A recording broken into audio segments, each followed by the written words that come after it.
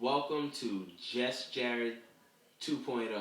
Third episode. I told you we're gonna keep coming and it's gonna get stronger each time and new stuff to talk about. We're not gonna keep going on the same shit. We might go back to it every now and then if people like that, but never gonna stay on the same shit.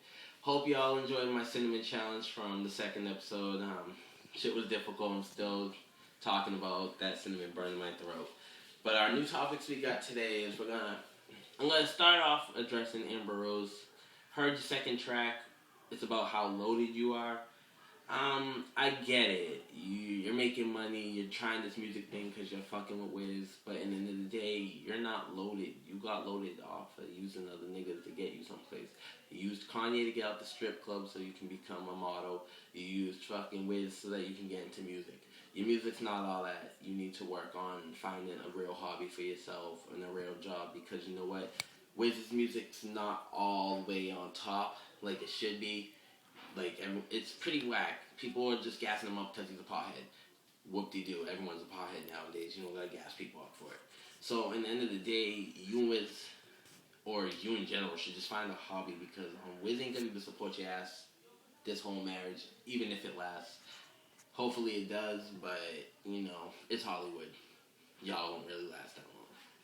My next topic I'm going to address is Chris Brown being compared to the modern day Michael Jackson. Now, on some real shit, Michael Jackson's a legend.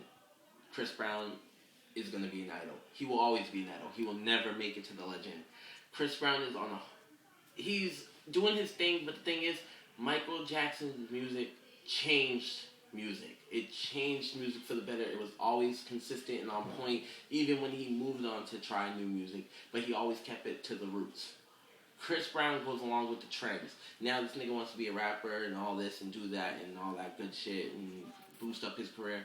But the thing is, he's following the trends. He's not standing down and making his own branch of music so people could be like, that's like a Chris Brown joint. Like if you heard someone singing something and they were coming into the industry, you'd be like, oh, that sounds like a Chris Brown song. No. Your shit sounds like any other artist's song right now. I can compare you to anybody. I can even compare your ass to the New Boys with the way you're going with your shit.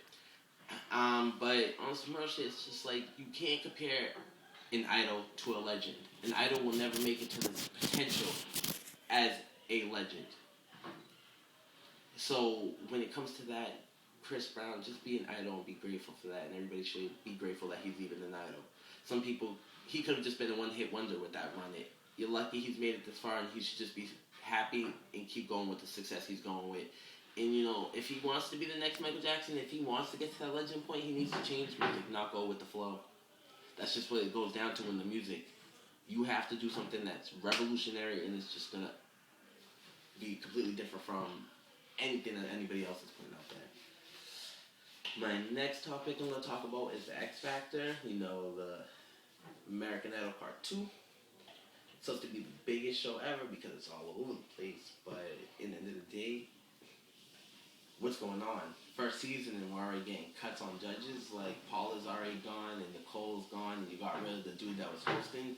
Like, I thought she was going good, but I guess that's not how you guys are seeing it. The only people that stay in Simon in LA, like, season 2 of X Factor is going to be completely different. If you're going to just start changing judges around like this now, then you might as well quit, because that's the problem with American Idol. Everyone doesn't like these changes of judges. These judges aren't the same that you grew up with and you started off with. So if you're going to keep changing people, you're going to just ruin your show and you're not going to really have a show. Like, unless you're pulling out heavy hitters at the next judges, like you got Nicki Minaj and fucking Lil Wayne as a judge, and they're chilling next to Simon and Elliot Reed. Alright, that's something to watch, if it's like someone mainstream. But if you're gonna pull off more people like Nicole Scherzinger and freaking Paula Abdul as your judges, and you're just gonna keep rotating people, you might as well quit the show now. But as for, Melanie Amato from the first season winner, she did her thing on her commercial, Super Bowl commercial, congrats to, New York. I'll give you that. You guys won.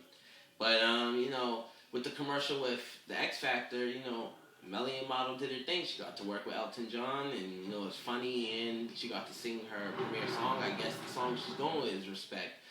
So, work and respect, hey, that's not a song you can fuck up, but, if you can sing it and you can do it and you can pull it off as on your own track, do your thing, Melanie Amato. Hopefully there's more people like you that come from the X Factor, but, like I said, with the direction it's going in, there might not be no more X Factor. You might be the first real winner of a show that might get canceled. So, congratulations. And my last topic I'm going to speak about, it's not as serious as everybody would want it to be, but Robin Antin, creator of the Pussycat Dolls. As you already know, the Pussycat Dolls broken up. All them girls are off doing their own thing. I guess Nicole's the only one getting played. But Robin Antin decided to reinvent and make a new Pussycat Dolls. Call it the Pussycat Dolls 2012, as you say. She's auditioned plenty of people and had different lines up. She had one of the girls from Rich Girl who was a Pussycat Doll for a while, then she left. She had a couple girls from So You Think You Could Dance that joined the Pussycat Dolls and dipped.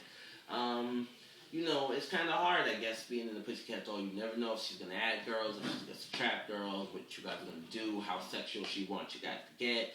But I guess she came up with a final lineup, and the lineup really consists of ex-LA Laker girl Vanessa Curry, who was also a singer. You can probably look up her one and only solo song online. She looked like if you watch her video, that she was a Pussycat Doll. She had the four background dancers and her doing the little sexy dances. So I guess this works out for her. LA girl, she does the whole cheerleading, so she does her thing, and she might be flexible like some of the old ones. I don't really know, don't really care. She's cute. So that's always a good addition. She added Lauren Bennett, the girl from Party Rock, the blonde chick. She was also in the group that Robin Antin had already produced previously called Paradiso Girls. They made a song with Eve, Patron Tequila, Drunk Off Margaritas, yeah, that shit. So she is now the new Nicole Scherzinger of the group. And it's a whole different twist that the blonde girl is the leader and not the dark-haired, dark-skinned girl. But we'll see how she plays into factors. We also have Christina Sawyers, who was in Girlicious, another Robin Antin production. She keeps her girls around even when she's not using them, so she can kind of throw them into something.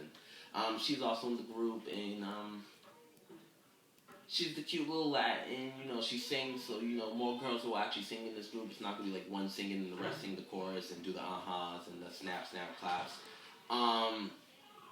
She got Paula Van Open. She was on So You Think You Could Dance, and she was also on the Lorianne Gibson show. And she has another dancer who was also a Dallas Cowboy. So, in the end of the day, the new Pussycat Dolls were basically just invented for Robin Antin to get more money. So she could get more money, and I guess she's going to use this to work with Kim Kardashian to create a show with these new Pussycat Dolls so people can get a feel for them before they actually premiere. But that's pretty much it for Just Jared. Like I said, more ideas, more. If people want to showcase talent, hit me up. We could try to get you on to a show. If people want to have these conversations with me and we can go against our opinions or have the same opinions, whatever the case may be, hit me up. If you got questions you want me to answer, you got ideas for me, hit me up. Twitter at Prince Rico Suave. And just let me know who you want to hear about, what you want to hear about, and what you want me to talk about. And let's just make Jared 2.0 the next hot web show. Deuces.